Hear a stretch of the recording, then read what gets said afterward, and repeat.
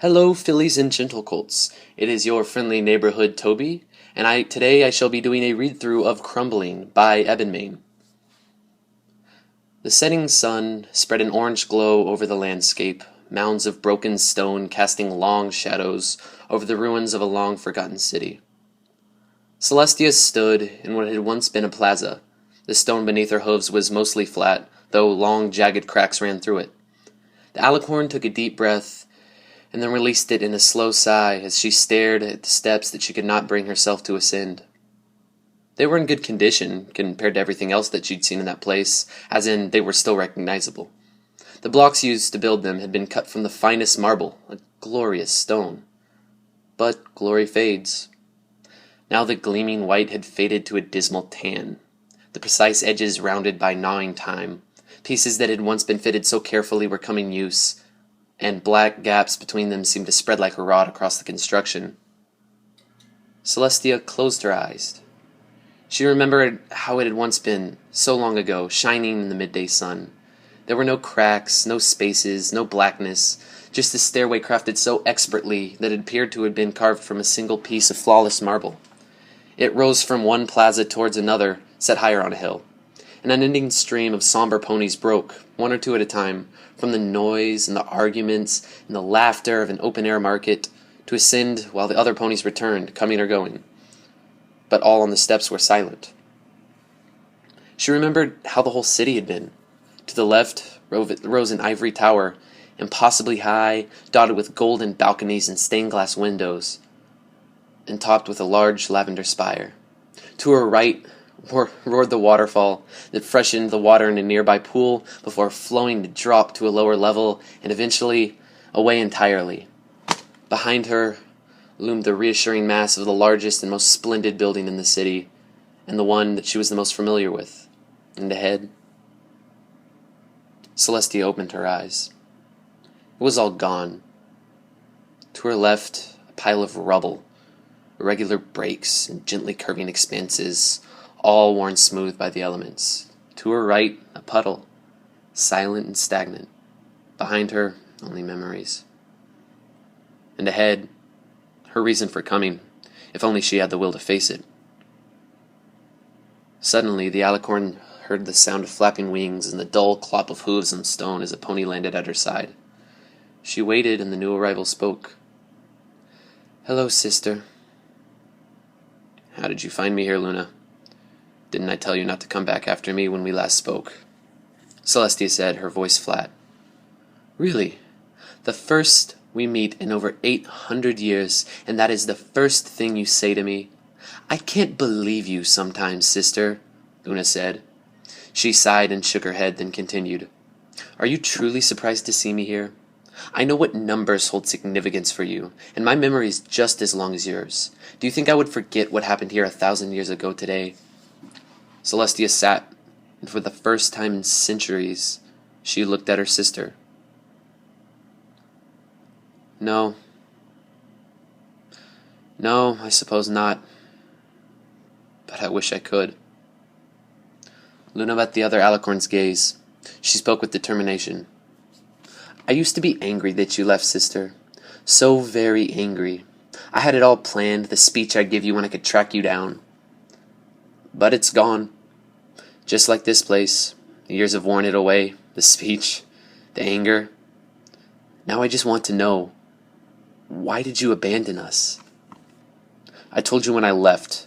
Ponies don't need me to rule anymore. You know that. You abdicated it as well." The younger sister stomped a hoof. "That's not the reason, and you know it. I stuck around. I still have my observatory, my students. The heavens are still ours, and the ponies still appreciate that." Luna sighed as her anger faded.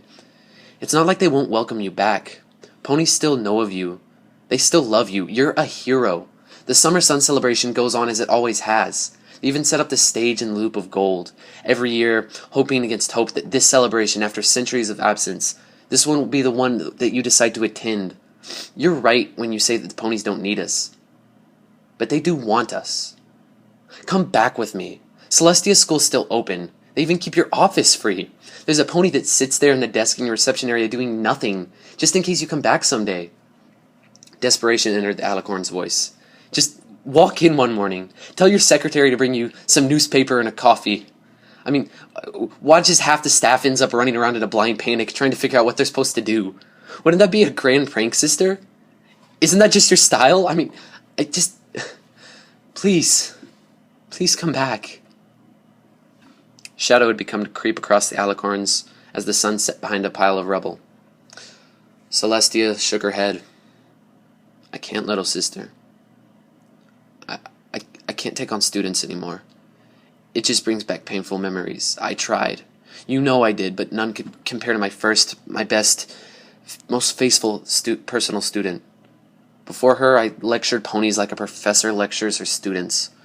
She was the first that I guided as a mother guides her daughter. No unicorn was able to replace her, to fill the gap in my heart. You know I tried. I can't stand to be reminded of her, or of how I lost her. And yet here you are, 1,000 years after her death, the dark mare said. She deserves that much at least. Why do you mourn her in the courtyard then?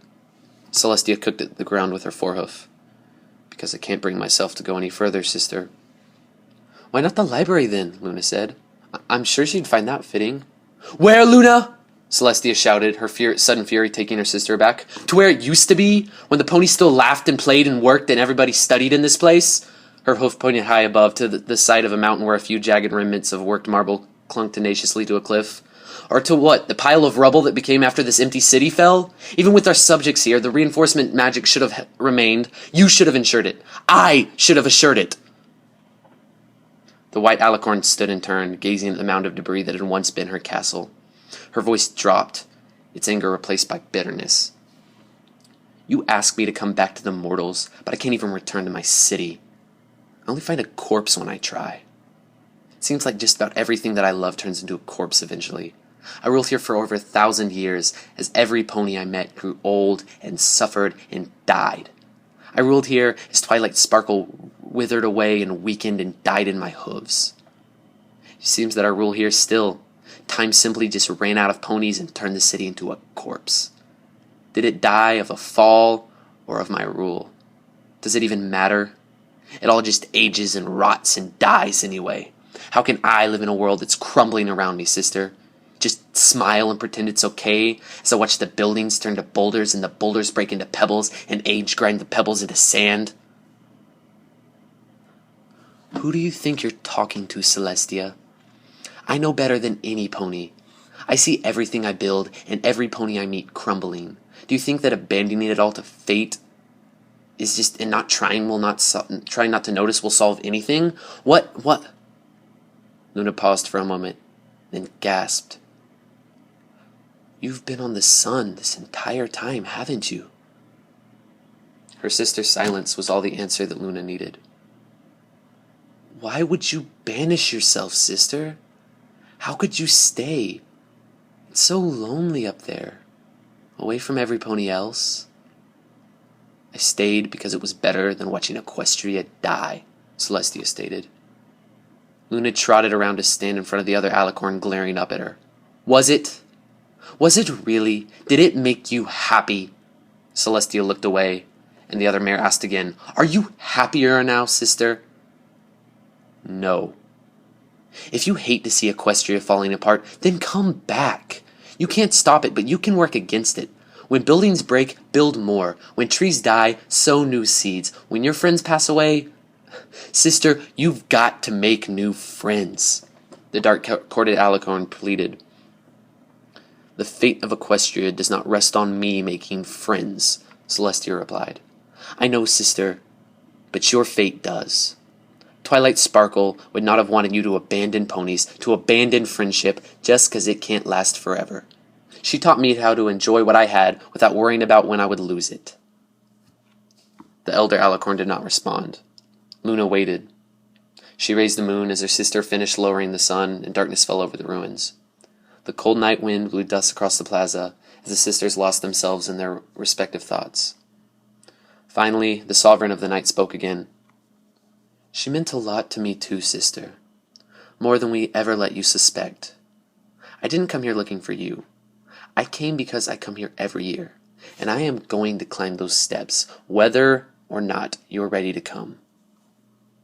Celestia looked at her sister with a new compassion as the other alicorn turned around and walked past her. She turned and caught up with Luna. Side by side, the sisters climbed the steps in silence.